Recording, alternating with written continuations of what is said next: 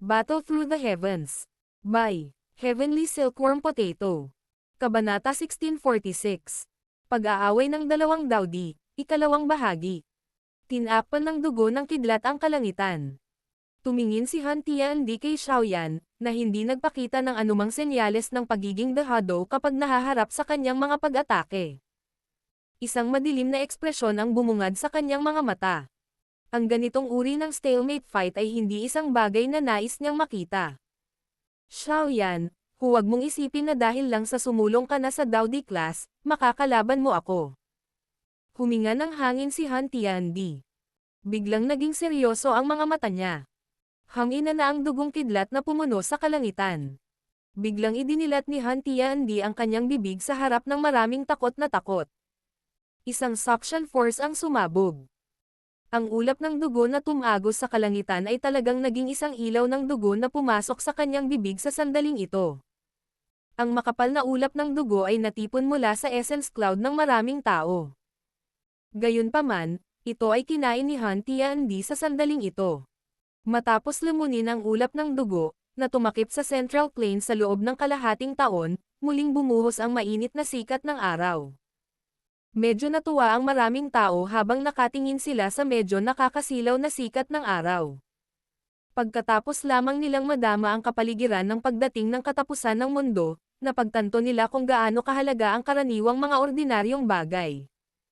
Siyempre, naintindihan din nila na hindi ngayon ang oras para masabik.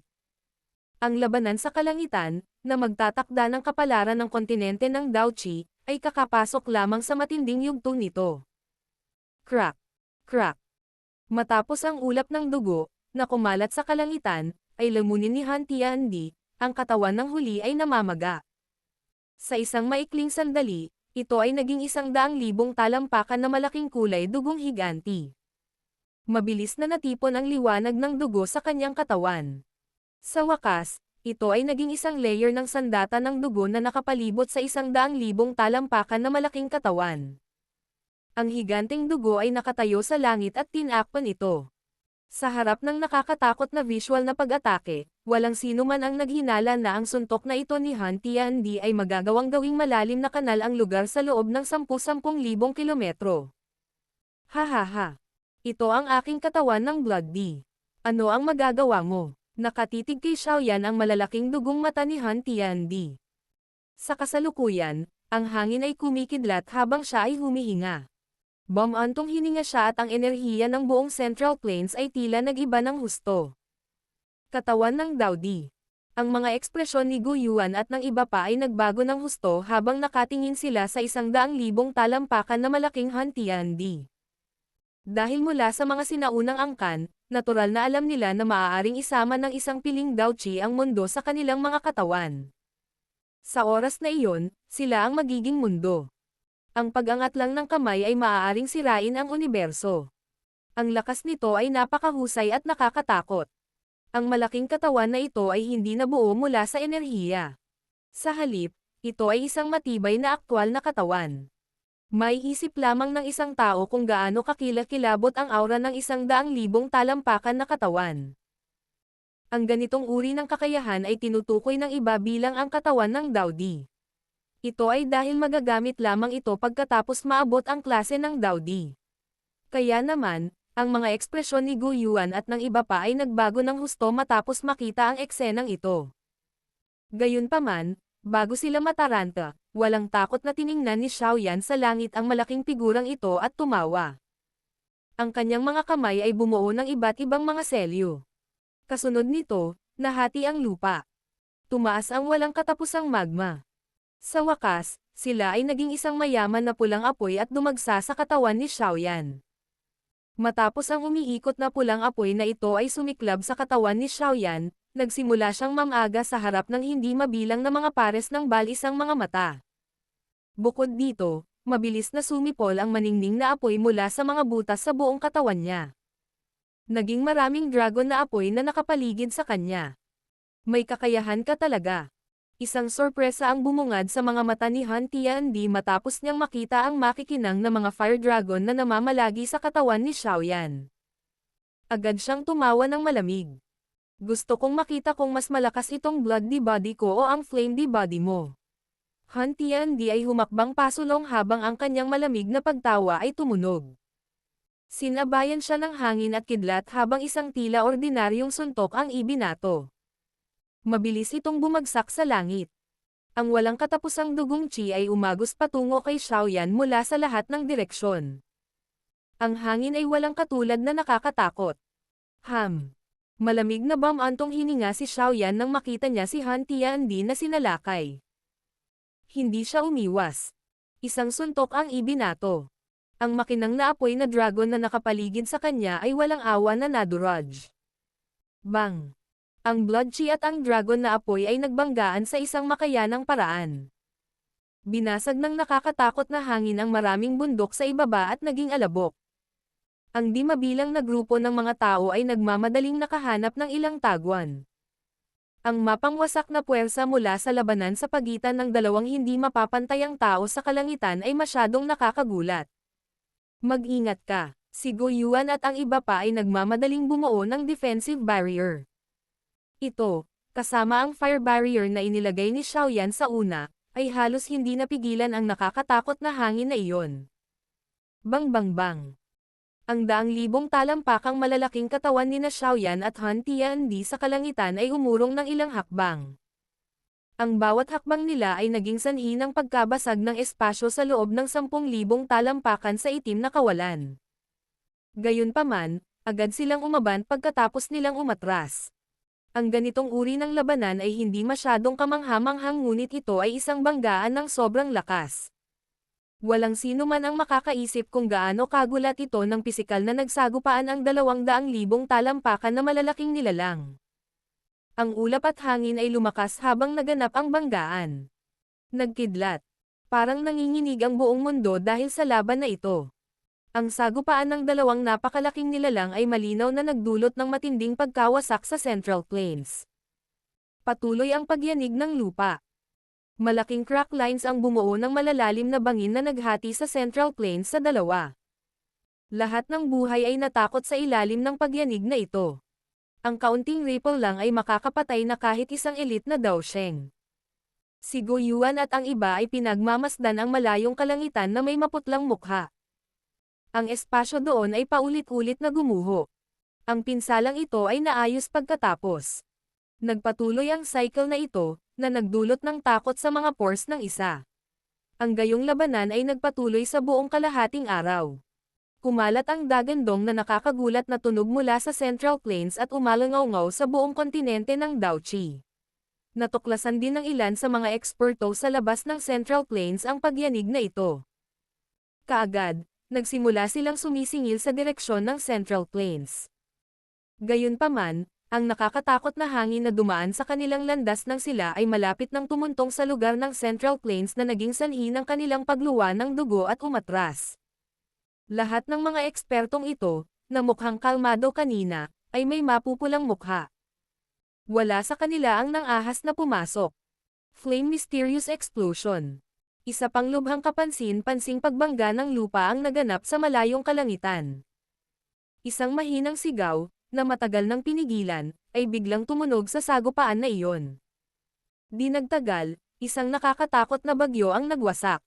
Isang figure ang marahas na dumaong at binasag ang malayong bulubundukin sa isang malalim na hukay. Agad na nagalak ang grupo ni Go Yuan matapos makita ang malaking figure na bumagsak sa lupa. Ito ay dahil ang taong iyon ay talagang si Han Tiandi. Sa hitsura nito, si Xiaoyan ang nasa itaas na ulo sa pag-aaway ng dalawa. Ang pag-asa sa medicinal pill para maka-advance sa Daodi class ay talagang hindi itinuturing na pinakamahusay na opsyon. Nakuha ni Xiaoyan ang mana ng sinaunang Diyos. Bukod dito, nagsanay siya ng buong pagsisikap sa loob ng Heavenly Tomb sa loob ng halos 3 taon. Sa kabilang banda, kalahating taon lang ang ginugol ni Han Tiandi. Baka sa mukha ni Zokon ang pananabik habang sinasabi niya. Napangiti ang lahat sa sobrang tuwa nang marinig ang kanyang sinabi. Ang malaking presyon sa loob ng kanilang mga puso ay ganap ding nawala. Kung ikukumpara sa grupo ni Go Yuan, biglang namutla ang mga ekspresyon ng mga mula sa Han Clan. Malinaw din nilang naunawaan kung anong uri ng pagtatapos ang magaganap kung si Xiaoyan ay nanalo. Bang! Ang malaking katawan sa malalim na kanal ay muling umangat patungo sa langit habang ang kanilang mga puso ay nagpapanik. Ang una ay tumingin kay Xiaoyan sa medyo miserableng paraan. Han Tiandi, mukhang hindi katugma ang bloody body mo sa flamedy body ko. Dahan-daang pinigilan ni Xiaoyan ang umaagos na dugo sa loob ng kanyang katawan at tumawa. Bukod dito, tila ang iyong lakas ay nagsisimula ng maubos. Lubhang madilim ang ekspresyon ni Han Tiandi. Alam na alam niya ang kalagayan sa loob ng kanyang katawan. Matapos makipagpalitan ng suntok, natuklasan niya na kahit na ang kanyang lakas ay lubhang nakakatakot, ang tibay ng kanyang aura ay mas mababa kaysa kay Xiaoyan, marahil bilang resulta ng kanyang paggamit ng medicinal pill. Bukod pa rito, ang Daudi body ni Xiaoyan ay binuo mula sa maraming heavenly flames. Ito ay natural na walang kapantay na malakas. Kahit ang kanyang bloody body ay talagang medyo mababa. Kung magpapatuloy ito, malamang na siya na talaga ang taunang partido. Ito ay isang bagay na tiyak na hindi niya papayagang mangyari. Huwag kang magdiwang ng masyadong maaga. Nilaybot ng mga mata ni Han Tiandi ang Central Plains sa ibaba. Isang malupit na ekspresyon ang bumungad sa kanila. Xiaoyan, sa una, hindi ko sinasadyang gawin ito. Gayunpaman, hinihiling mo ito. Ngayon, gagamitin ko itong buong Central Plains para ilibing ka. Ikanaway ni Han Tiandi ang kanyang malaking kamay pagkatapos tumunog ang kanyang siksik na boses. Isang maliwanag na liwanag ng dugo ang bumaril pababa at tuluyang pumasok sa lupain. Kasunod nito, natigilan ang lahat nang makita ang hindi mabilang na liwanag ng dugo na kumakalat na parang bilis ng kidlat pagkatapos mapunta sa lupa. Ang maraming linya ng dugo ay lumitaw tulad ng mga daluyan ng dugo ng Central Plains. Medyo nagulat si Xiaoyan habang pinapanood niya ang eksenang ito. Pagtingin niya sa ibaba mula sa itaas, nakita niya na ang liwanag ng dugo ay bumabalot sa buong Central Plains sa sobrang nakakatakot na bilis. Bang bang bang! Ang Central Plains ay biglang nagsimulang yumanig ng marahas habang si Xiaoyan ay nakakaramdam ng pagkagulat. Maraming daang libong talampakan ang malaking bloodlight na kinunan mula sa iba't ibang lugar sa Central Plains patungo sa kalangitan. Ang direksyon kung saan bumangon ang liwanag ng dugo na ito. Tila ito ang mga lugar kung saan inilagay ng Han Clan ang Devouring Spirit Eliminating Life Formation. Biglang bulalas ni Go Yuan habang nakatingin sa mga lugar kung saan sumikat ang dugo. Kung ang mga posisyon kung saan inilagay ang mga pormasyong ito ay idaragdag. Tila may naalala si Zokon sa sandaling ito. Biglang nagbago ang kanyang ekspresyon habang sumisigaw siya sa gulat. Ang mga posisyong ito ay talagang bumubuo rin ng isang porma sayon kung sila ay idaragdag. Ang laking hanay. Nagulat ang grupo ni Yanjin. Isang porma sayon na nakapalibot sa buong Central Plains. Mayroon ba talagang isang tao na makakamit ito? Xiaoyan, ang aking Han Clan ay naghanda sa loob ng 1,000 taon. Handa kami kahit na ang pinakamasamang senaryo. Siguradong mamamatay ka ngayon. Tinakpan ng liwanag ng dugo ang Central Plains. Ang mga iyon ay kumalat sa malawak na kalangitan. Ito ay naging isang hindi kapanipaniwalang malaki at kakaibang porma sayon. Ang porma sayon na ito ay ipinasa mula sa unang elite na Daudi ng aking Han Clan. Ang pangalan nito ay ang Slaughtering the Array. Ang mga mata ni Han Tiandi ay tumingin kay Xiaoyan sa kakaibang paraan. Tumawa siya sa madilim at malamig na paraan, sila ay talagang mga piling tao na Daudi na namamatay sa hanay na ito noong sinaunang panahon. Bahagyang lumubog ang mga mata ni Xiaoyan. Inangat niya ang kanyang ulo para tingnan ang kakaibang porma sayon sa kalangitan na may liwanag ng dugo na tumatama sa ibabaw nito. May nakita nga siyang bakas ng panganib mula rito. Talagang karapat-dapat kang maging Han Tiandi. Posibleng mahulaan mo pa ang sitwasyon ngayon. Nagsalita si Xiaoyan sa mababa at malalim na boses. Ang mahusay na porma sayon na ito ay nangangailangan ng isang lubhang komplikadong paghahanda. Sa kasamaang palad, hindi sapat ang paningin ni Xiaoyan. Hindi niya talaga makita ang tunay na paggamit ng Devouring Spirit Eliminating Life Formation. Paghahanda para sa worst case scenario sa lahat ng ginagawa namin. Ito ang dahilan kung bakit maaaring mabuhay ang Han Clan hanggang ngayon. Xiaoyan, isinaaktibo ko ang porma sayon na ito sa pamamagitan ng paggamit ng dugo ng 10-10 milyong mga inapong mamamayan. Nabuhay ka na sa iyong kakayahan sa pamamagitan ng pagkamatay sa porma sayon na ito. Matapos ang napakalaking dagat ng dugo ay lumundag sa pagbuo, isang kakaibang liwanag ang biglang kumislap sa loob nito. Mabilis na natipon ang liwanag ng dugo. Sa wakas, natipon ito at naging isang malaking transparent na talam ng dugo na naglalaman ng walang katapusang dagwang baho sa harap ng hindi mabilang na mga pares ng mga mata. Ang talam ng dugo ay lubhang kakaiba. Wala itong hilt ang dugong liwanag na namamalagi sa ibabaw nito na tila nagawa pang hatiin ang mundong ito. Ang maliwanag na araw sa kalangitan ay lumabo nang lumitaw ang kakaibang talam ng dugo na ito. Unti-unting nagdilim ang buong mundo. Tila kahit ang araw, buwan at mga ulap ay natakot sa kakaibang talam ng dugo na iyon. Lahat mula sa angkan ng Han, makinig. Ihandog ang inyong sarili bilang sakripisyo para sa talam. Biglang sumigaw ng mahigpit si Han Tiandi nang lumitaw ang talam ng dugo. Ang hukbo ng angkan ng Han sa di kalayuan ay mabilis na sumabog sa isang kaguluhan. Pagkatapos nito, libu-libong mga eksperto ang nagdikit ng kanilang mga ngipin at bumaril pasulong. Swoosh! Si Han Tiandi ay may walang pakialam na ekspresyon. Nagbago ang kanyang selyo ng kamay at kumislap ang talam ng dugo. Di nagtagal, ang mga eksperto mula sa angkan ng Han na may 10,000 talampakan ang layo, na sumugod pasulong, ay nauwi sa pag-alis ng kanilang mga ulo sa kanilang mga katawan. Tumalsik ang dugo at mabilis na nalanta ang kanilang mga katawan. Sa wakas, sila ay naging alabok na nakakalat sa mundong ito. Matapos masipsap ang dugo ng mga ekspertong ito mula sa angkan ng Hin, ang kakaibang talam ng dugo ay lalong naging totoo. Xiaoyan, tapos na.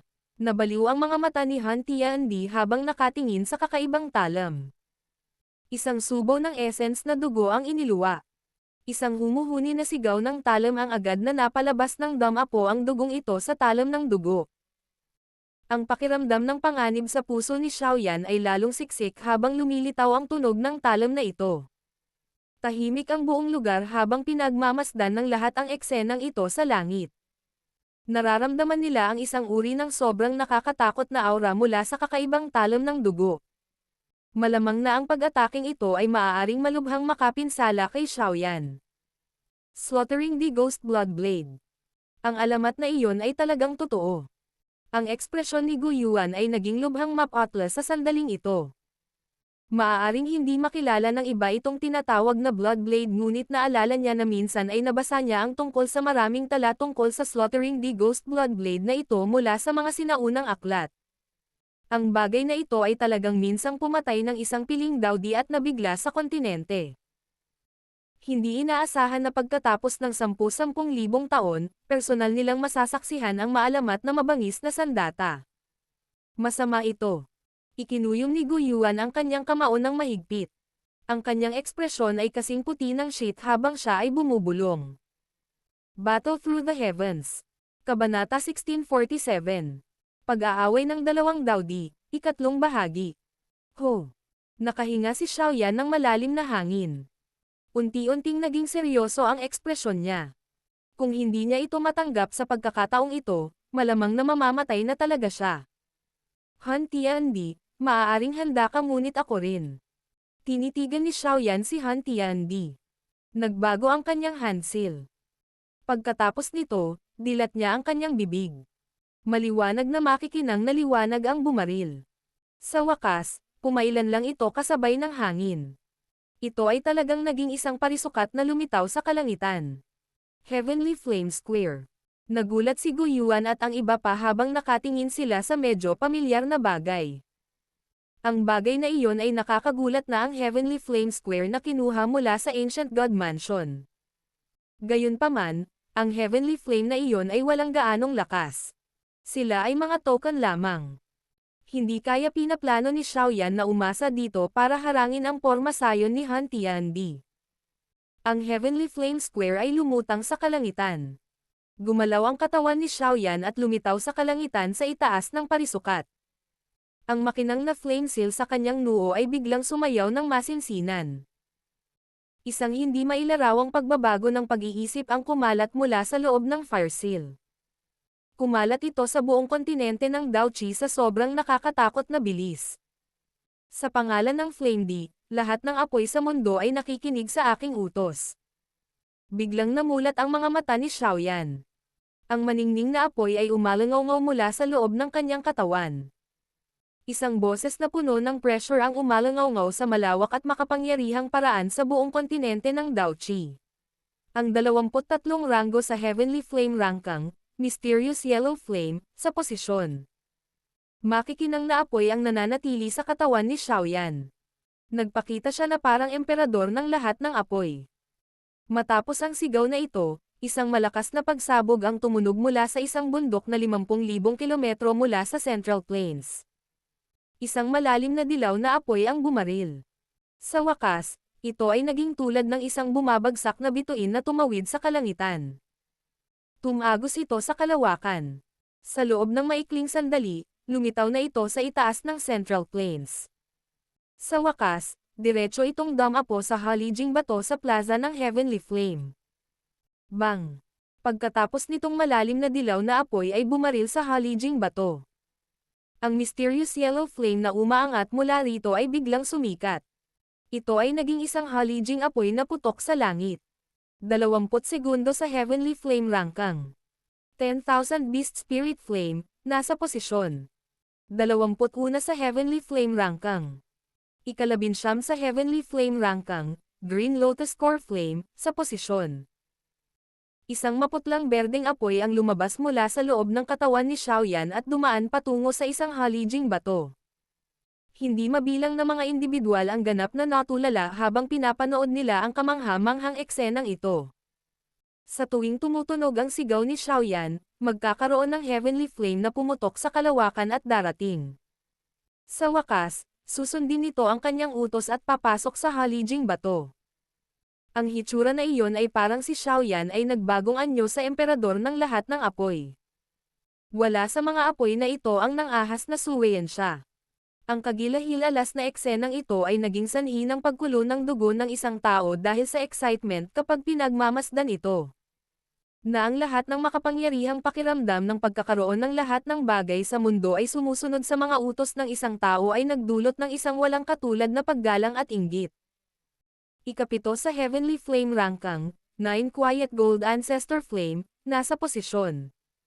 Si Xiaoyan ay muling sumigaw ng malakas sa langit. Biglang nanginig ang katawan ni Yan Jin habang nakatayo sa ibaba. Ang gininto ang apoy ay kumawala sa kanyang katawan sa hindi makontrol na paraan at sumugod sa batong haligi. Ang susunod na ilang heavenly flames ay maaaring magkaroon ng kani-kanilang mga may-ari ngunit lahat sila ay madaling nakatakas mula sa mga katawan ng kanilang mga may-ari pagkatapos na ipatawag ni Xiaoyan. Pagkatapos ay binaril sila sa mga halijing bato. Ikatlo sa Heavenly Flame Rangkang, Purifying Demonic Flame, sa posisyon. Nakahinga si Xiaoyan ng malalim na hangin. Mabilis ding lumabas ang maliit na sihi mula sa kanyang katawan at bumaril sa isang halijing bato. Isang kulay rosas na haligi ng apoy ang bumaril patungo sa langit. Sa sandaling ito, mayroon ng 21 Heavenly Flame Fire Pillar sa Heavenly Flame Square. Ang aura mula sa kanila ay maaaring inilarawan bilang earthshaking. Ang eksenang ito ay naging sanhi din ng labis na pagkagulat ni Han Tiandi. Malabo siyang nakakaramdam ng pagkabalisa. Ang makikinang na mga mata ni Xiaoyan ay lumingon kay Han Tiandi nang ang Purifying Demonic Lotus Flame ay bumaril sa haligi ng apoy. Nagbago ang kanyang hand seal habang sumisigaw siya sa malamig na boses. Ikalawa sa Heavenly Flame Rangkang, Nihility Devouring Flame, sa posisyon. Biglang nanginig ang katawan ni Han Tiandi nang tumunog ang sigaw. Ang Nihility Devouring Flame, na matagal na niyang nilalamon, ay muling nagpakita ng mga bakas ng paggaling. Bastos. Medyo natakot ang puso ni Han Tiandi. Naramdaman niya na kung papayagan talaga si Xiaoyan na tipunin ang lahat ng Heavenly Flames, ang pag-atake na maaari niyang ilabas ay sapat na para talunin siya. Kaya naman, hindi niya dapat payagan ang Nihility Devouring Flame na ipatawag din ni Xiaoyan. Mabilis na pumasok sa kanyang puso ang isang pag-iisip habang nagmamadali niyang hinaranggan ang sama ng strength na nagmula sa loob ng katawan ni Xiaoyan. Nalaman mo na talaga ang Nihility Devouring Flame. Napakalupit. Isang sorpresa ang bumungad sa mga mata ni Xiaoyan nang makita niya ang ripple mula sa loob ng katawan ni Han Tiandi. Agad siyang tumawa ng malamig nang bigla siyang sumigaw ng malakas. Nihility Devouring Flame, hanggang kailan ka pa maghihintay bago ka kumilos? Boom! Katatapos lang ng sigaw ni Xiaoyan nang biglang manginig ang katawan ni Han Tiandi. Isang kulay itim na apoy ang tuluyang lumabas mula sa loob ng kanyang katawan. Sa wakas, mabilis siyang lumabas ng Dao Chi Square at naging isang tao. Han Tiandi, dahil gusto mo akong lamunin, tiyak nakakalad ka rin kita pababa kahit mamatay ako. Lumitaw ang Nihility Devouring Flame. Mabangis ang kanyang mga mata habang nakatingin kay Han Tiandi. Bigla siyang napalingon. Ang mabangis na mga mata na iyon, na ginagamit niya upang tingnan si Xiaoyan, ay naging medyo kakaiba.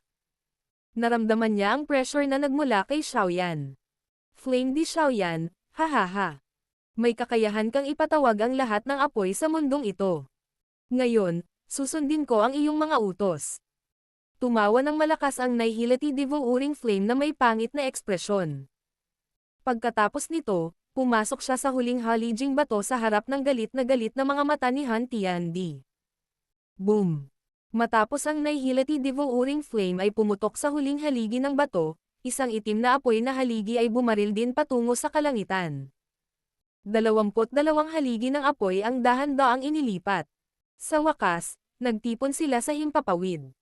Isang matangkad na kulay na sinaunang pinuno ang aktwal na lumitaw sa punto kung saan nagsanib ang apoy.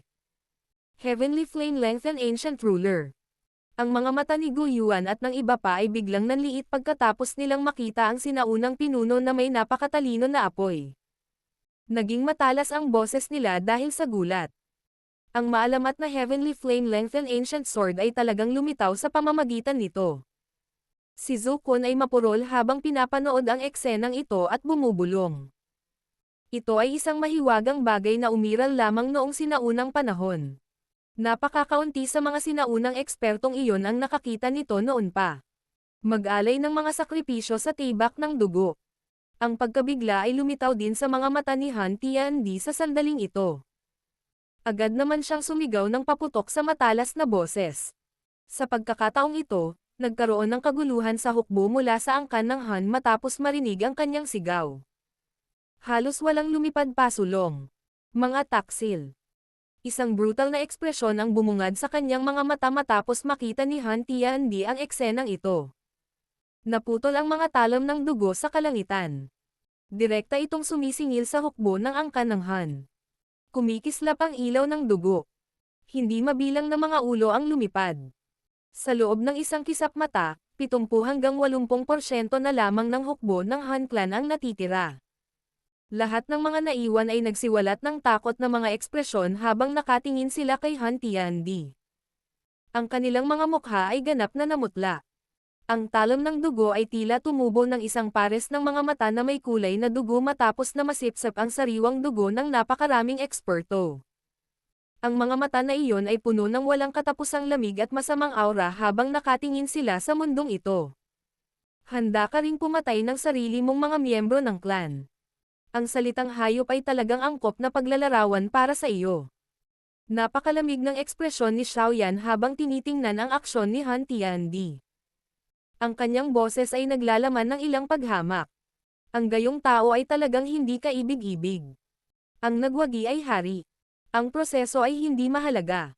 Kung ako ay nanalo ngayon, ang notoriety ay natural na ipapakita sa iyo sa hinaharap.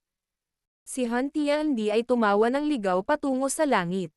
Nagmukha siyang baliw. Kaagad, isa pang subo ng dugo ang iniluwa. Hinawakan niya ang talom ng dugo at ang walang katumbas na matatalim na gilid ay diretsyong pinutol ang kanyang palad. Mabilis na umagos ang dugo. Kasunod nito, mabilis silang nilamon ng talom ng dugo. Mamatay. Nagkalat ang dugong buhok ni Han Tiandi. Mabangis at nakakatakot ang ekspresyon niya. Ang kanyang paa ay humakbang sa walang laman na hangin at ang talom ng dugo sa kanyang kamay ay biglang bumukol. Susunod, ang kanyang katawan ay direktang lumitaw sa Heavenly Flame Square.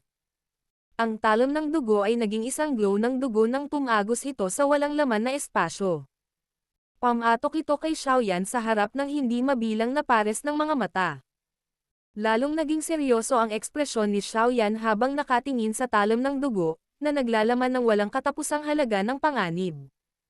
Napabuga siya ng malalim na hininga ng kidlat na aura. Hinawakan niya ang kanyang kamay at ang sinaunang pinuno na nabuo ng 22 heavenly flames ay dumapo sa kanyang kamay. Humakbang siya pasulong. Ang makinang na apoy na sinaunang pinuno ay pumutol sa kalawakan. Sinamahan ito ng walang katapusang nakakatakot na lakas habang walang awa itong hamampes sa liwanag ng dugo. Klang! Ang nakakatakot na unos ay tumama sa kalangitan. Halos agad na naputol ang defensive barrier ng Sky Mansion Alliance. Lahat ng tao sa loob nito ay pinalipad ng 10,000 talampakan. Maging ang meteorite ay sumabog sa alikabok sa lokasyon ng Star Realm. Ang nakakatakot na hangin ay direktang pinilit ang Heavenly Flame Square na lumulutang sa kalangitan patungo sa lupa. Sa wakas, nabasag ito at nakabuo ng 50,000 kilometrong malaking hukay sa lupa. Ang mga nasa himpapawid, na may kakayahan pa ring lumipad, ay mabilis na lumitaw sa kalangitan sa paligid ng malalim na hukay. Ang kanilang mga mata ay nagmamadaling tumingin sa malalim na hukay. Alam ng lahat na isang mananalo ang magpapasya sa lahat ng labanan sa pagitan ng dalawa. Hindi mabilang na mga pares ng mga mata ang natipon sa Heavenly Flame Square.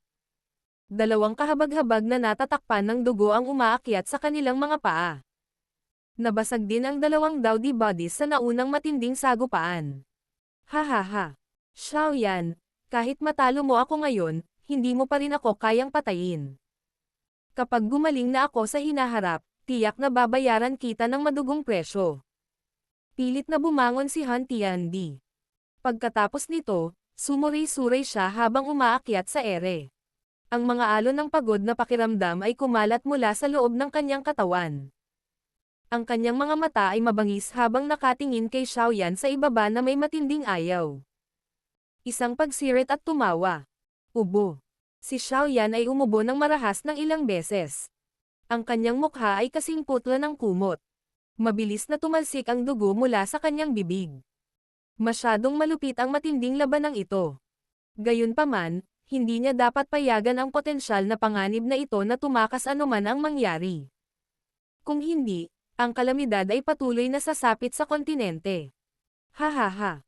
Bakit kita papayagan na umalis? Pinunasan ni Xiaoyan ang dugo sa gilid ng kanyang bibig, isang kakaibang ngiti ang lumitaw sa kanyang mukha.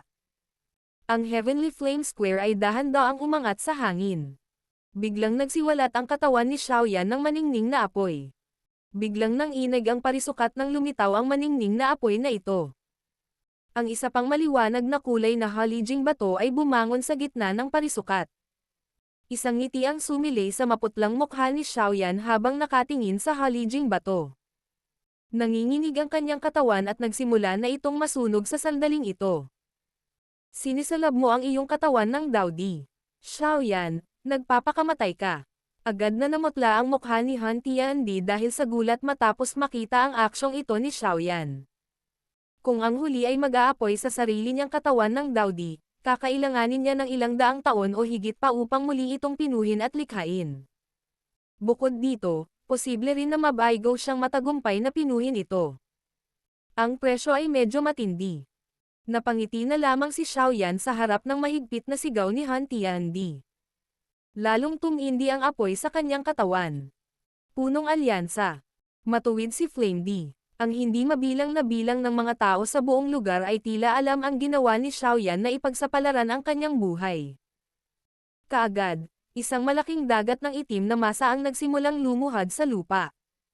Ang aking katawan ay magiging isang heavenly flame upang tatakan ka magpakailanman. Han Tiandi, hayaang matapos ang kapahamakan ng kontinenteng ito. Ang katawan ni Xiaoyan ay ganap na naging isang kumpol ng makinang na apoy. Ang ibang heavenly flame sa Heavenly Flame Square ay bahagyang lumabo sa harap ng kumpol ng apoy na ito. Nagpalabas sila ng mahinang huni, na tila sila ay mga subordinate na nakilala ang kanilang emperor. Ang apoy ay sumugod sa huling haliging bato matapos itong mabuo. Kaagad, 23 haligi ng apoy ang nagtipon. Direkta itong bumuo ng isang hindi pangkaraniwang misteryosong hanay sa parisukat ng Heavenly Flame. Namumula ang mukha ni Han Tiandi habang tinitingnan ang flame array na ito. Nakaramdam siya ng aura ng kamatayan mula rito. Mabilis na umatras ang kanyang katawan. Swoosh! Gayunpaman, ang malaking Heavenly Flame Square ay nabasag sa walang laman na espasyo at lumitaw sa ibaba niya nang ang kanyang katawan ay umatras. Ang porma sayon ay dumaan sa lugar at sinipsip si Han Tiandi dito. Rumble! Ang libong taong paghahanda ng aking Han clan ay talagang nasira sa iyong mga kamay. Xiaoyan, ayaw kong tanggapin ito. Ayaw kong tanggapin ito. Ang porma sayon ay naging iba't ibang sinulid ng apoy sa harap ng hindi mabilang na pares ng mga mata. Pinagsalikop nila ang katawan ni Han Tiandi. Ang huli ay mabilis na natunaw matapos na hawakan ng mga sinulid ng apoy. Sa wakas, siya ay naging isang kumpol ng espiritual na liwanag. Sa sandaling ito, ang matalim na dagandong ni Han Tiandi ay dumagundong din sa buong mundo. Ang mga sinulid ng apoy ay naging isang malaking kakon sa sandaling lumitaw ang liwanag na kumpol. Sa wakas, dahan-dahan itong lumapag sa Heavenly Flame Square at dahan-daang lumubog ito. Maraming misteryosong simbolo ng apoy ang nakabalot sa buong parisukat na parang selyo. Hindi mabilang na mga individual sa lupa ang tumingin sa fire kakon na pinipigilan sa Heavenly Flame Square. Nanginig ang kanilang mga katawan ng hindi sinasadya. Sa wakas ay na-relieve na sila sa mahigit kalahating taon ng Doomsday na parang pakiramdam ngayon. Nagtagumpay ba ito? Si Guiyuan at ang iba pa ay nagsuot ng mga natulala na ekspresyon habang pinagmamasdan nila ang Heavenly Flame Square na lumulutang sa kalangitan at narinig ang nakayayanig na tagay sa Central Plains. Nahinto na ba nila sa wakas ang kalamidad na ito? Kami. Nagtagumpay. Ilang sandali pa, unti-unting napalitan ng ligaw na saya ang natulala na emosyon sa kanilang mga mukha. Nagpalitan ng tingin si Guiyuan at ang iba pa. Sumabog ang kanilang kalooban. Sa wakas, hindi sinasadyang tumawa sila ng malakas. Sa pagkakataong ito, ganap na walang takot ang kanilang pagtawa. Xiaoyan. Si Zob'er at Kailin sa gilid ay nagulat habang nakatingin sila sa Heavenly Flame Rangkang. Ilang sandali pa, nagmamadali silang sumugod sa Heavenly Flame Square na parang mga baliw. Nakita nilang dalawa ang maraming Heavenly Flame Pillars nang makarating sila sa square. Ang kanilang mga mata ay agad na nakatuon sa isang makinang na apoy sa gitna. Gayunpaman, walang nakatayo doon tulad ng kanilang inaasahan. Parehong babae ang tila tinamaan ng kidlat ng mga sandaling iyon. Mapuputi ang magagandang mukha nila habang hindi sinasadyang tumulo ang mga luha. Ubo. Isang mahinang ubo ang biglang tumunog habang kapwa babae ay nanlulumo at nawalan ng pag-asa. Gumalaw ang apoy na kumikinang sa haligi ng apoy at isang medyo ilusyon na figure ang lumitaw sa harap ng dalawa. Buhay pa ako. Kaya lang nasira ko ang aking pisikal na katawan. Ang kailangan ko lang gawin ay lumikha ng isa pa sa hinaharap. Namumutla si Xiaoyan habang nakatingin sa dalawang babae at nagsasalita sa mahinang paraan. Dalawang magandang figure ang bumungad sa kanya pagkatapos tumunog ang tawa ni Xiaoyan. Marahas silang nagsalpukan sa kanyang yakap. Huwag kang pumunta at maging isang bayani muli sa susunod na pagkakataon. Walang nakakaalam kung sino ang nagreklamo sa gitna ng pag-iyak. Kung hindi ko gagawin, ang buong kontinente ay mawawasak. Mahinang bamantong hininga si Xiaoyan sa kanyang puso. Agad siyang ngumiti at tumango. Ito na ang huling pagkakataon. Napatingin ang mga mata ni Xiaoyan sa gitna ng Heavenly Flame Square habang binibigkas niya ang mga salitang iyon. Isang kaluluwang dawdi ang tinatakan sa ilalim nito. Siya ay unti-unting dinadalisay ng apoy sa loob ng kadiliman. Maaaring maging miserable ang malaking laban ngunit maswerte na siya ay nanalo. Nakangiti si Xiaoyan habang nakatingin sa Central Plains, na wasak na hanggang sa natatakpan na ng mga butas. Isang pakiramdam ng kagaanan na hindi pa naramdaman ni Xiaoyan, ay kumalat mula sa kaibuturan ng kanyang kaluluwa. Makapagpahinga na rin ako sa wakas. Niyakap ni Xiaoyan ang dalawang babae sa Heavenly Flame Square at dahan-daang ipinikit ang kanyang mga mata. Si Xiaoyan ay nagtrabaho ng husto sa loob ng maraming taon dahil sa iba't ibang dahilan. Mukhang hindi naman masama ang resulta na nakuha niya. Flame D, Xiaoyan. Napangiti si Xiaoyan habang bumubulong sa sarili. Ancestor Xiaozuan, tinulungan kitang tapusin ang hindi mo nagawang makamit. Battle Through the Heavens. Kabanata 1648. Ang wakas ay isang simula, katapusan. Ang isang walang katulad na labanan ay natapos na. Gayunpaman, nag-iwan ito ng malubhang na pinsalang Central Plains. Ang orihinal na kasaganaan ay naglaho. Bukod pa rito, ang buong Central Plains ay nahati sa dalawa. 100,000 talampakan ang malaking malalim na kalaliman ang naghati dito sa dalawang seksyon. Ang 100,000 talampakan na napakalalim na kailaliman ay tatawaging to the abyss sa hinaharap. Walang nakakalimutan ang nakakatakot na labanan noong araw na iyon. Ang Central Plains ay kaya tinanggihan sa kasaganaan. Buti na lang at huminto na rin ang sakuna. Ang mapagpasyang labanan ay natural na natapos nang ang hukbo ng alyansa ay nagwagi kasunod ng pagkakaselyo ni Han Tiandi. Bagamat marami sa angkan ng Han ang naging mas malakas matapos ang pagsulong ni Han Tiandi sa Daudi, karamihan sa kanila ay ginamit ni Han Tiandi bilang mga sakripisyo sa talam ng dugo bago nila maipakita ang lakas na ito. Ang natitirang mga tao ay medyo desolated. Nahaharap sa paghabol ng hukbong alyansa. Hindi sila naglagay ng maraming pagtutol bago sumuko. Di nagtagal matapos ang malaking labanan, ang hukbo ng alyansa ay sumalakay sa Han Realm sa unang pagkakataon. Gayunpaman, hindi lumitaw ang inaasahang umuunlad na eksena. Matapos makapasok sa Han Realm, ang nakikita lang nila ay maliwanag na pamumula. Ang buong espasyo ay napuno ng kamatayan. Halos walang bakas ng mga tao. Natuklasan ng hukbo ng alyansa ang 100,000 talampakan na malaking pool ng dugo sa gitna ng Han Realm. Ang dugo sa loob ay walang kapantay na lagkit. Naruroon sa pool ng dugo ang mga makapal na bangkay at buto. Pagkatapos lamang na makita ito ay naunawaan ng hukbo ng alyansa kung bakit walang laman ang Han Realm. Ito ay dahil ang mga tao dito ay tila itinapon sa pool ng dugo na ito. Talagang isinakripisyo ni Han Tiandi ang lahat para makamit ang kanyang layunin.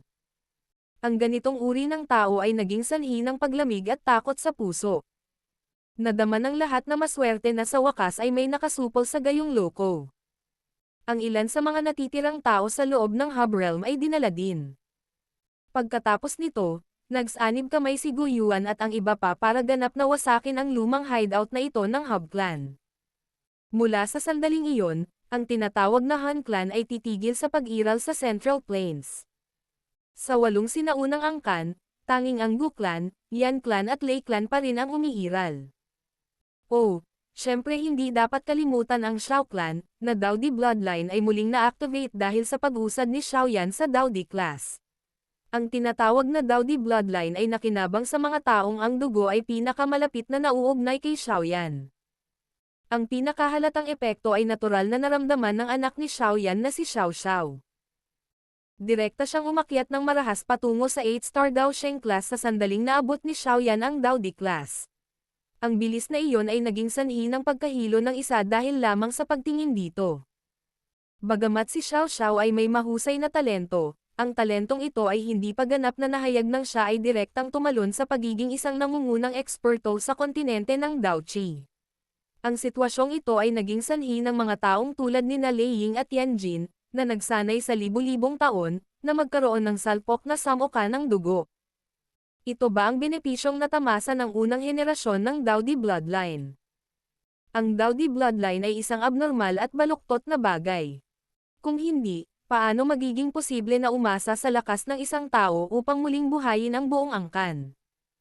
Maaaring isipin ng isang tao na ang buong angkan ng Xiao ay lubos na magtamasa ng benepisyong dulot ng bloodline ng Daudi. Ang kanilang lakas ay tataas ng husto sa hinaharap. Sa panahong iyon, ilang sandali na lamang bago sila bumalik sa makapangyarihang panahon noon. Ang hukbo ng alyansa ay natural na nabuwag pagkatapos ng malaking digmaan. Maliban na lang kung mayroong kakaibang sitwasyon, magiging lubhang mahirap para sa isang kakilakilabot na malaking digmaan na mangyari sa kontinente ng Dauchi sa hinaharap.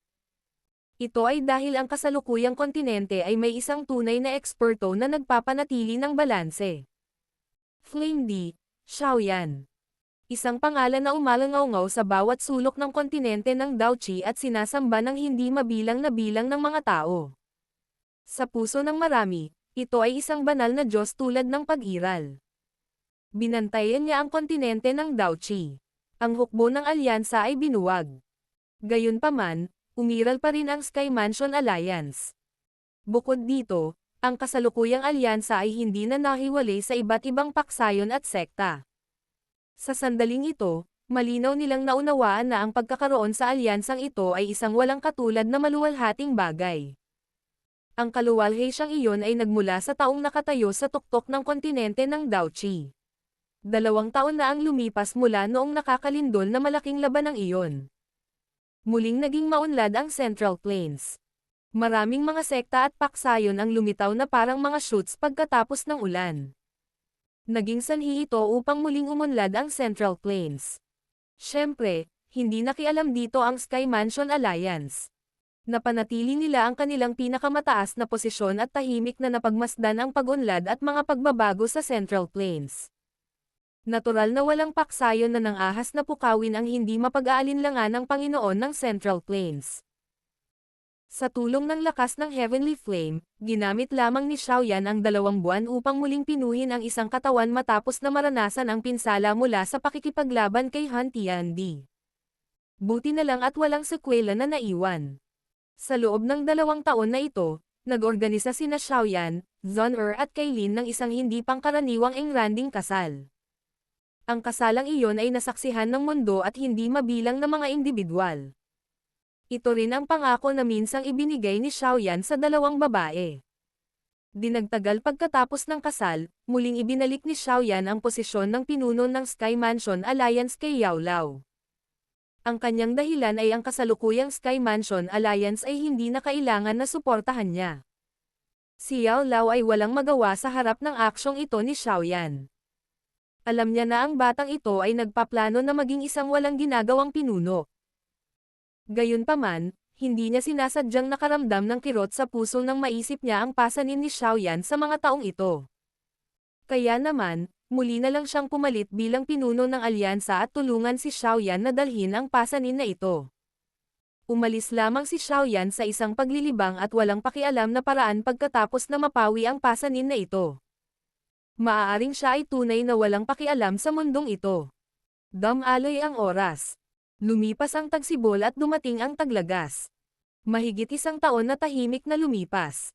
3 figure ang nakaupo sa loob ng isang pavilion sa paligid ng 5 kilometro mula sa Bili City sa silangang bahagi ng Central Plains. Itinaas nila ang kanilang mga mata at mukhang medyo nasa sabik. Liu Qing, darating ba siya? Nakaupo sa pavilion ang isang lalaking kulay abo na nakadamit na may medyo matalas na ekspresyon. Dinilaan niya ang bibig at nagtanong. Lin Yan, napakaraming taon na pero naiinip ka pa rin. Isang lalaking nakaberdeng damit sa gilid ang ngumiti ng mahina at nagsalita sa mainit at pinong paraan. Lin Shuya, narinig ko na nagtayo ka ng yagang sa Clear Sky City. Tumawa ang matangkad na matipunong si Liu Qing. Siya ang kasalukuyang namamahala sa angkan ng Liu. May napakalakas na aura sa kanyang noo. Naglalaro lang ako. Tumawa si Lin Shuya. Hindi ito kapansin-pansin. Kung ikukumpara sa taong iyon, hindi ito katumbas ng kahit isang hibla ng buhok. Hahaha. Lin Shuya, mukhang hindi ito ang sasabihin mo. Isang pamilyar na tawa ang tumunog sa loob ng pavilion pagkatapos magsalita ni Lin Shuya. Di nagtagal, isang figure ang lumitaw sa loob ng pavilion ng walang babala. Nakasuot ng itim na damit ang figure. Si Xiaoyan iyon, hahaha. Dumating ka na rin sa wakas. Bumalatay ang kagalakan sa mukha ng 3 pagkatapos nilang makitang lumitaw si Xiaoyan. Mabilis silang humakbang pasulong. Bawat isa sa kanila ay naghagis ng suntok sa dibdib ng figure. Hihihi. Nasuntok ko na talaga ang Flame D. Ang gagong malakas na ito. Tumawa ng malakas si Lin Yan. Tumawa si Xiaoyan sa nakaka-relax na paraan matapos makita ang mabubuting kaibigang ito na matagal na niyang hiwalayan. Hinawakan niya gamit ang kamay niya. Isang pares ng mga lalagyan ng alak ang lumitaw sa kanyang kamay. Huwag na kayong magsalita ng anumang hindi kinakailangang salita. Hindi kami uuwi hanggat hindi kami nalalasing. Mabuti, sasamahan kita ngayon. Tumawa silang tatlo ng malakas. Walang galang nilang tinanggap ang palayok ng alak, itinaas ang kanilang mga ulo at ibinuhos ang alak sa kanilang mga bibig. Masayang lasing ang apat sa loob ng pavilion. Ang kanilang pagtawa ay tila napakalaya at walang pigil habang ito ay kumalat sa loob ng pavilion. Umakyat ang buwan sa kalangitan. Lasing na lasing sina Lin Yan at Liu Qing. Nakahiga sila sa lupa nang walang pakialam sa kanilang imahe. Wala sa kanila ang gumamit ng Daochi para harangan ang alak. Gusto nilang lubos na masiyahan sa pagiging lasing. Saan mo planong pumunta sa susunod? Medyo namumula ang mukha ni Lin Shuya habang nakatingin kay Xiaoyan at tumatawa. Matagal na akong nagtitimpi at medyo pagod na ako. Tumawa si Xiaoyan. Inangat niya ang ulo niya at tumingin sa maliwanag na liwanag. Gusto kong bumalik sa Jiama Empire. Maaari kang magtungo sa Sky Mansion Alliance kung mayroon kang anumang mga problema sa hinaharap. Nakausap ko na sila. Hahaha. Ang background na ito ay talagang nakakagulat. Mukhang tama talaga ang pinili ko sa pagpunta sa Jiama Empire kasama ka noon. Hahaha. Sa Flower Sect. Dahil sa ganap na naasimilasyon ng alyansa, ang kasalukuyang Flower Sect ay ganap ding sumanib sa alyansa. Gayunpaman, gusto pa rin ng ilan sa mga elder ng Flower Sect na manatili sa tahimik na lugar na ito. Isang eleganteng figure ang nakatayo sa likod ng bundok sa Flower Sect. Ang kanyang puting-puting damit ay nakabalangkas sa kanyang kaakit-akit na mga kurba, na naging sanhi ng kanyang hitsura na lubhang kaakit-akit. Guro. Mahinahong sumigaw ang isang maputlang asol na babae na nakatayo sa likod ng figure. Yanran, meron ba? Lumingon ang babaeng nakasuot ng puti at bumungad sa kanya ang isang magandang mukha na naglalaman ng matikas na anyo. Siya si Yunyun. Napabuntong hininga si Nolan Yanran sa kanyang puso nang makita ang magandang mukha na ito na puno ng alindog. Maraming kilalang eksperto sa kontinente ng Daochi at ang mga pinuno ng iba't ibang paksayon na nagpapahayag ng kanilang pagmamahal kay Yunyun. Sa kasamaang palad, wala sa kanila ang nakagawa ng anumang pag-unlad. Malinaw na alam ng kanyang puso na napakahirap para sa figure sa puso ni Yunyun na mawala. Ito ay kahit na ang figure na iyon ay kasal na. Naghatid ng mensahe si Xiaoyan. Mahinang sabi ni Nolan Yanran. Si Yunyun, na kanina pa kalmado ng tubig, ay biglang tumalikod pagkatapos ng mga salita ni Nolan Yanran. Dahil sa reaksyong ito, muling mapangiti ang huli. Ano? Bahagyang nanginig ang boses ni Yunyun. Tinanong niya, kung handa kang bumalik sa Jiama Empire. Bahagyang ngumiti si Nolan Yanran. Medyo maasim ang ngiti niya. Nagulat si Yunyun. Napakagatlabi ang likod ng kanyang mga ngipin. Yung mga magagandang mata niya ay biglang naging basa-basa. May isang lugar doon na labis niyang namiss. Ang lugar na iyon ay hindi ang Misty Cloud Mountain. Sa halip, ito ay ang Magical Beast Mountain Range. Sa Jiama Empire, Qingshan Town. Ang kasalukuyang bayan ng Qingshan ay walang alinlangan na mas mataong kumpara noon. Sa tulong ng Magical Beast Mountain Range terrain, dumaraming bilang ng mga mersenaryo ang nagsimulang magtayo ng kampo dito. Ang dahilan ng paggawa nito ay hindi lamang dahil mas madaling makapasok sa Magical Beast Mountain Range ngunit ito rin ay dahil may klinik sa Qingshan Town.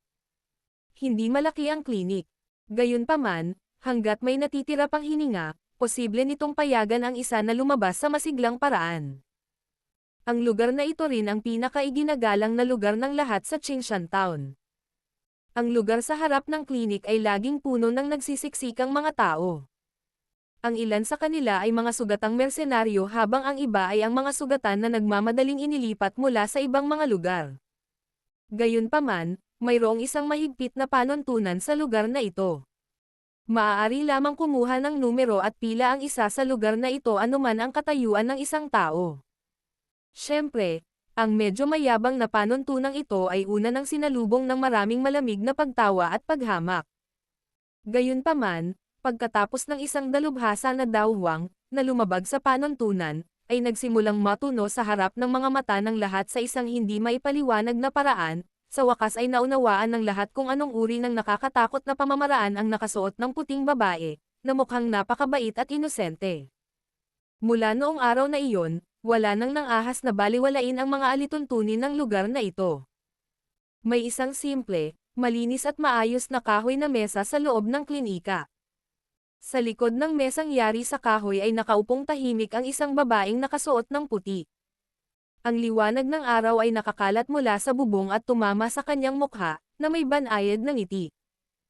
Ang magandang eksenang ito ay naging dahilan ng pagkatulala ng sugatang nakaupo sa harapan niya. Pakuluan ang gamot sa likido pagkatapos mong bumalik at ilagay sa iyong sugat. Malumanay nang umiti ang babaeng nakasuot ng puti. Dahan-dahan niyang inilagay ang bag ng gamot sa mesa. Ang kanyang itim na buhok ay bumuhos na parang talon, na nagdulot sa kanya ng sobrang dalisay at kaakit-akit. Ang kilos na iyon ay naging sanhi ng mga taong may dugong aura sa kanila dahilan upang sila ay makaramdam ng kaunting hiya. Kinuha ng nasugatan ang bag ng gamot at umalis sa isang nakakagambalang paraan. Ang kanyang isipan ay patuloy na nagpapakita ng mainit na ngiti. Napakaamo ng gayong babae. Nakatingin lang sa kanya kaya nabawasan lahat ng inis sa puso niya. Agad namang natuwa ang nakapila sa likuran matapos makaalis ang sugatang nasa harapan. Gayunpaman, hahakbang pa sana siya nang biglang may dumaan sa kanya mula sa gilid at umupo sa upuan sa harapan niya. Naghahanap ka ng kamatayan. Saglit na natigilan ang lahat matapos makitang may pumuputol talaga ng pila. Pagkatapos nito, lahat sila ay nagalit. Tiningnan nila ang figurang iyon na may nakamamatay na aura. Sinubukan ba nitong magpakamatay sa pamamagitan ng paghahanap ng gulo dito? Mangyaring pumila. Inilipat ng babaeng nakaputi ang kanyang katawan. Hindi man lang niya inangat ang ulo habang inaayos ang gamot sa gilid. Ang kanyang boses ay malambot at banayad, na tila simoy ng tagsibol. Maraming tao sa likod ang tahimik na tumawa ng malamig matapos makita ang reaksyon niyang ito. Mawawalan ng swerte ang taong ito kung hindi siya umalis. Gayunpaman, ang taong iyon, na nakaupo sa upuan na parang rogue, ay biglang tumawa habang lahat sila ay malamig na nanunuya. Dahil sa magandang relasyon natin, sa tingin ko ay hindi ko na kailangang pumila, di ba? Ang bastos na ito, talagang naglakas loob siyang asarin siya. Natigilan ang lahat matapos marinig ang mga salitang ito na tila nagsasamantala sa kanya. Tulala ba talaga ang lalaking ito? Naisip ba niya na ang tila mahinang babae ay isang ordinaryong babae? Maraming pares ng mga mata ang nagsimulang maglaman ng ilang awa habang nakatitig sila sa figure. May mga taong huminga pa ng mahina at umiling. Siyempre, natural na maraming tao ang puno ng galit ang mga mata dahil nasaktan ng taong ito ang hindi mahipo na diwata sa kanilang mga puso. Habang ang mga taong ito ay handa na makita ang isang trahedya na mangyari, gayunpaman, ang mga kamay ng babaeng nakasuot ng puting damit, na inilipat ang kanyang ulo upang ayusin ang kanyang gamot, ay biglang nanginag. Nagulat siya saglit bago nagmadaling lumingon ang magandang mukha niya. Agad namang bumungad sa kanyang mga mata ang isang nakangiting pamilyar na mukha. Marahang kumagat ang likod ng kanyang mga ngipin sa kanyang mapupulang labi. Hindi ka ba natatakot na maging malungkot sa pamamagitan ng pag-alis ng mag-isa? Tumawa ng mahina ang lalaking nakasuot ng itim. Ang kanyang mga salita ay naging sanhi ng biglang pagkagulat ng mga galit na galit sa likod. Sa oras na sila ay gumaling, gayunpaman, ang tinig ng babaeng ito na nakasuot ng puting damit ay parang nakakatunog. Natigilan ang lahat, na tila tinamaan ng kulog. Ayaw mo akong samahan, kaya ako lang ang makakaalis ng mag-isa. Hinaplos ng lalaking nakaitim ang kanyang ulo. Tiningnan niya ang medyo malamlam na intelligent na mga mata ng babaeng nakaputing damit. Pagkaraan ng ilang sandali ng mapait na ngiti, sa wakas ay nagtanong siya. Paano kung sumama sa akin upang manirahan sa Wotang City? Tinakpan ng babaeng nakaputi ang kanyang bibig at mahinang tumawa. May pulang halumigmig na lumalabas sa maganda niyang mga mata. Ang kanyang mga labi ay naglalaman ng isang mainit at banayad na arko. Lahat ng nakapila ay parang nadudurog ang kanilang mga puso matapos makita ang reaksyon niyang ito. Agad silang nakaramdam ng kawalan ng pag-asa. Sa Giama Empire Capital, Giama Sacred City. Ngayon ay itinuturing na isang mahalagang araw para sa Giama Empire at maging sa buong hilagang kanlurang rehiyon. Ito ay dahil ang Yan Alliance Biennial Auction ay gaganapin sa Giama Sacred City. Napaka-engrandi ng auction. Nasa peak level din ang mga bagay na isino-auction. Sa bawat oras na gaganapin ang auction, hindi lamang ito makakaakit ng iba't ibang paksayon at eksperto mula sa hilagang kanlurang rehiyon kundi maging ang mga mula sa ibang mga rehiyon ay darating pagkatapos marinig ang tungkol dito. Ang lokasyon ng auction ay ang gitna ng Giaman Sacred City. Ang lugar na iyon ay kung saan matatagpuan ang punong tanggapan ng angkan ng Mitre. Punong-puno ng mga tao ang lugar sa ilalim ng mataas na libong talampakan na malaking kristal na kisame. Ang nagniningas na mainit na kapaligiran ay nagpapanatili sa auction sa isang mataas na kapaligiran. Siyempre, ang dahilan para sa mainit na kapaligiran na ito ay hindi ganap na dahil sa mga bagay na na-auction. Malaki rin ang kaugnayan nito sa isang tao. Iyon ay isang nakakatuwang babae na nakasuot ng pulang changsam. Ang karapat-dapat na damit ay naglantad sa kanyang volume and matured curve sa isang napakalinaw na paraan. Bawat pagsimangot at ngiti niya ay nagpapakita ng matured na aura. Siyempre, kahit na ang mga nakaupo ay may ilang pagnanais sa mapang-akit na babae sa entablado, naunawaan nilang lahat na ang babaeng ito ay hindi isang magandang flower vase. Ang isang makabuluhang dahilan kung bakit ang Yan Alliance ay naging napakalakas sa hilagang kanlurang rehiyon ay dahil sa kanyang mga pamamaraan ng pamamahala. Ang mga ari-arian sa ilalim niya ay kumalat sa buong hilagang kanlurang kontinente. Bukod dito, ang kanyang network ng impormasyon ay malinaw ding nakapag-imbestiga sa lahat ng ginawa ng isa.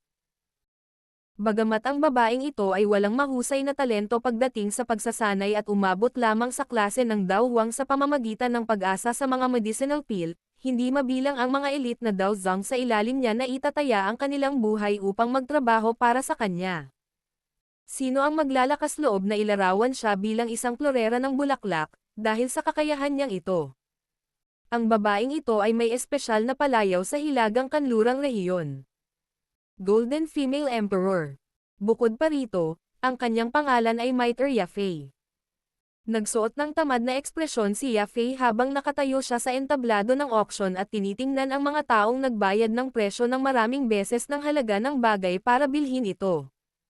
Hindi niya sinasadyang tumawa ng mahina at umiling. Kaagad, naglabas siya ng isang scroll na naglalaman ng sinaunang aura mula sa kanyang storage ring.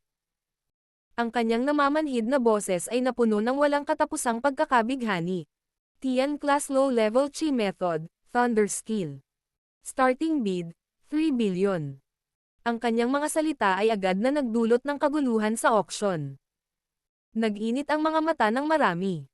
Gayunpaman, walang nakakaalam ng init na ito ay dahil sa balumbon o sa tao. Gayunpaman, ang isang klase ng tiyan na mababang antas ng Chi Method ay malinaw na may malaking timbang sa lugar na ito. Kaya naman, maraming sekta at paksayon ang nagnanais na makuha ito at nagpakita ng mga palatandaan na malapit ng ipaglaban ito. 3 bilyon. Maaari ba itong mas mura? Gayunpaman, magsisimula na ang bidding nang biglang tumunog ang isang tawanan mula sa kung saan. Natigilan ang lahat. Hindi sinasadyang tumawa sila ng malakas. Sino ang napakatanga? Naisip ba niya na ito ay isang palengke? Sinusubukang makipagtawaran. Maraming pares ng mga mata ang sumunod sa boses at lumipat. Sa wakas, huminto sila sa unahan. Isang itim na nakadamit na binata ang lumitaw sa orihinal na bakanteng upuan sa hindi malamang sandali. Nagulat din si Yafei sa stage dahil sa boses na biglang tumunog. Lumingon ang magaganda niyang mga mata sa upuan.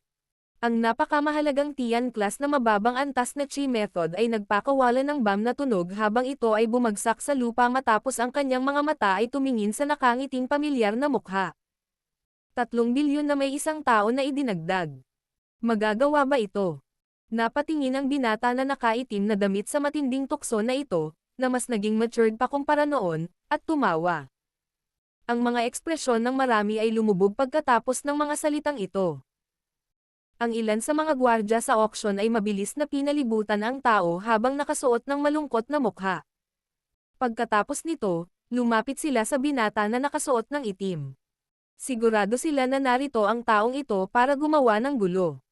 Gayunpaman, tulad ng lahat ay handa na manood ng isang masayang palabas, si Yafei sa entablado ay tumingin sa malinaw na itim na mga mata na maihahambing sa noon.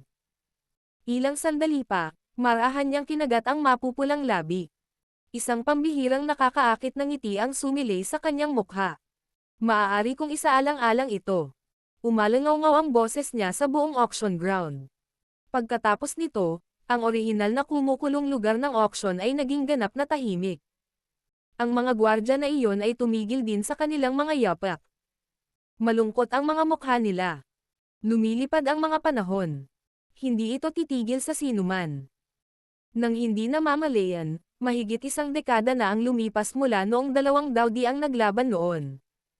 Sa mga dekada at oras na ito, maraming bagong henyo ang lumitaw sa kontinente ng Daochi. Nagkaroon ng tuloy-tuloy na daloy ng mga bagong eksperto na nagpapakita ng kanilang kalamangan, na nagdaragdag ng ilang kaguluhan sa kontinenteng ito. Si Flame Di Xiaoyan ay ganap na nawala sa paningin ng lahat sa loob ng dekada at oras na ito. Gayunpaman, ang iba't ibang mga alamat tungkol sa kanya ay patuloy na kumalat. Lalo silang naging exaggerated habang lumilipat sila mula sa isang tao patungo sa susunod. Naging dahilan ito upang siya ay lubos na iginagalang. Sa Jiama Empire, Wutang City. Ang lungsod ng Wutang ay isang banal na lugar sa mata ng maraming mamamayan sa loob ng Jiama Empire. Ito ay dahil ang lugar na iyon ay ang punong tanggapan ng angkan ng Shao. Ang Shao clan ay gumawa ng hindi mabilang na mga eksperto sa mga taong ito. Halos walang grupo ang makakapantay nito kahit sa buong kontinente ng Daochi. May isang maliit na batang tawa na malabo na ibinubuga mula sa isang manor na nakatayo sa gitna ng Wutang City.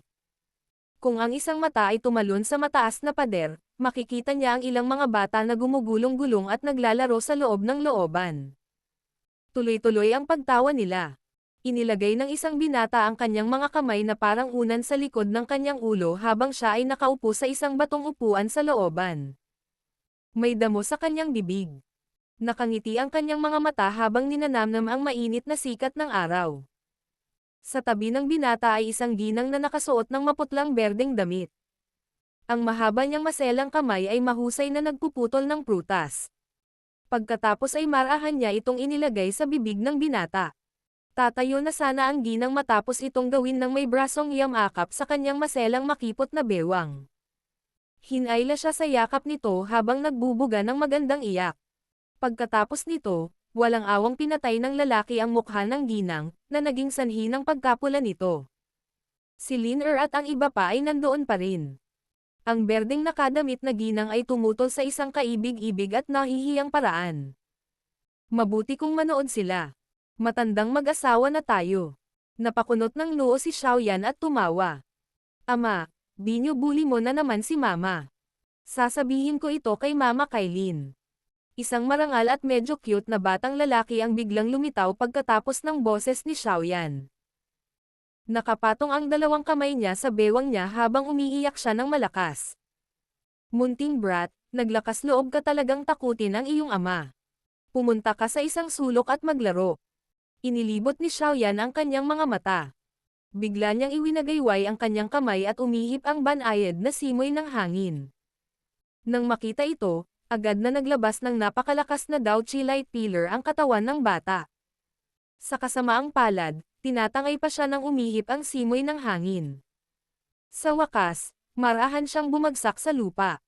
Ikaw. Hindi sinasadyang kinatok ni Zhon'er si Xiaoyan at pinagsabihan ng makita ito. Napangiti si Xiaoyan. Inangat niya ang dalawang mata at tumingin sa langit.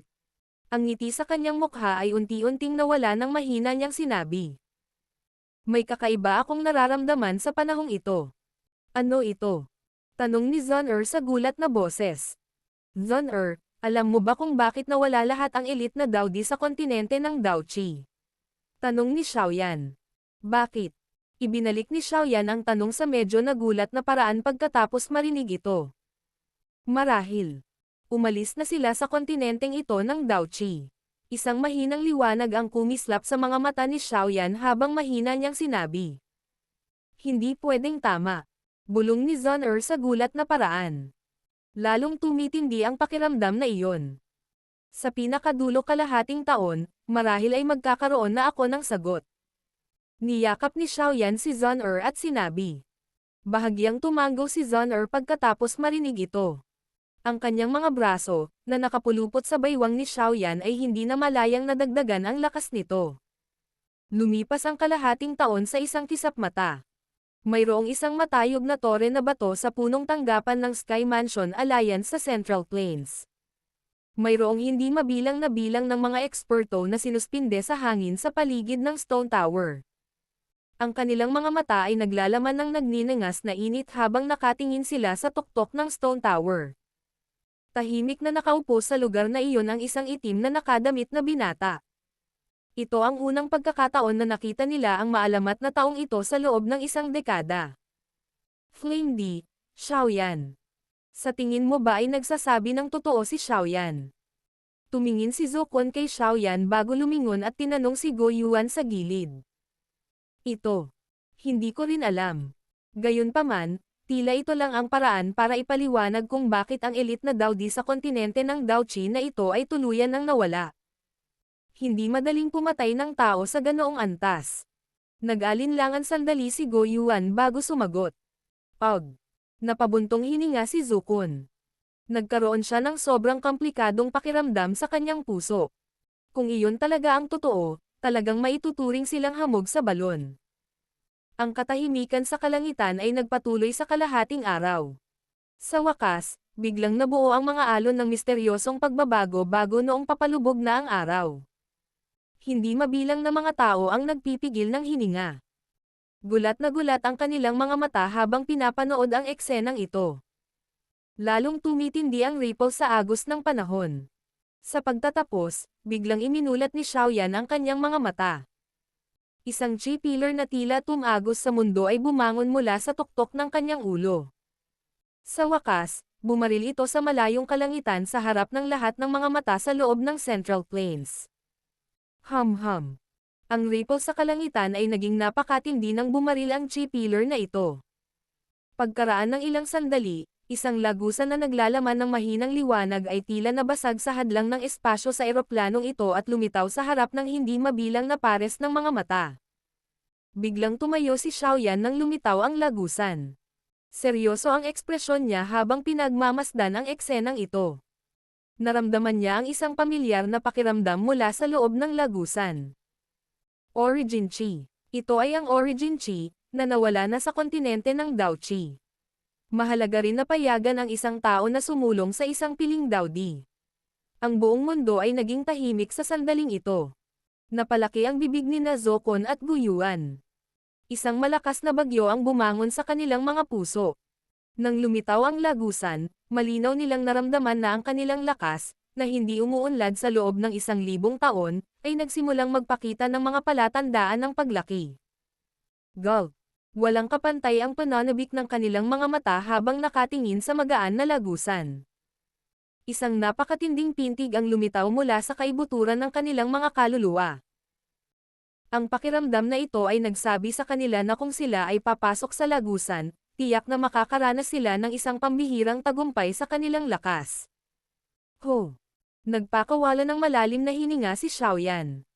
Ang maitim na mga mata na iyon, na kalmado sa loob ng maraming taon, ay muling nagsiwalat ng nagninangas na init. Ang kanyang orihinal na malamig na dugo ay tila nagsimulang kumulo sa sandaling ito. Ang wakas ay isang simula din.